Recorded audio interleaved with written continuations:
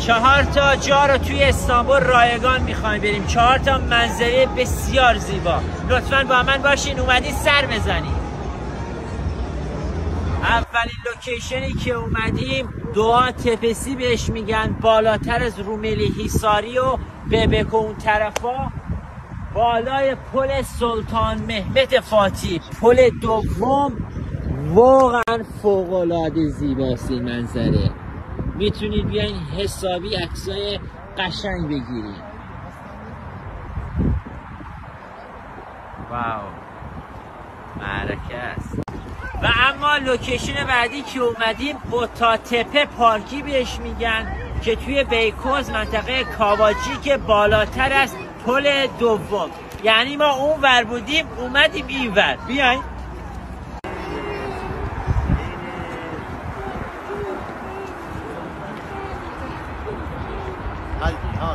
استانبول زیبا.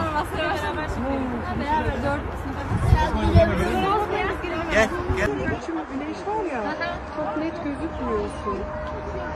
Ya da şu ortada resmi. Mesela çok gözüküyor.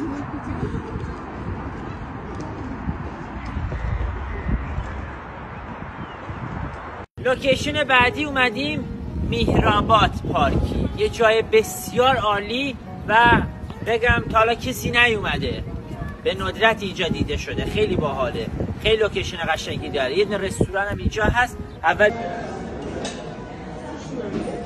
لوکیشن رو ببینین، فوق‌العاده است. اینجا تو این کافه بشینین، صبحونه، نهار، شام بخورین، حالشو ببرین. خب دوستان عزیز، اومدیم یه لوکیشنی دیگه. این سری دیگه پل رو عوض کردیم. پل بغاز تنگه بوسفور، همون پل معروف است. بسیار عالی. پارک نقاش تپه بهش میگن، یعنی فوق العاده عالیه.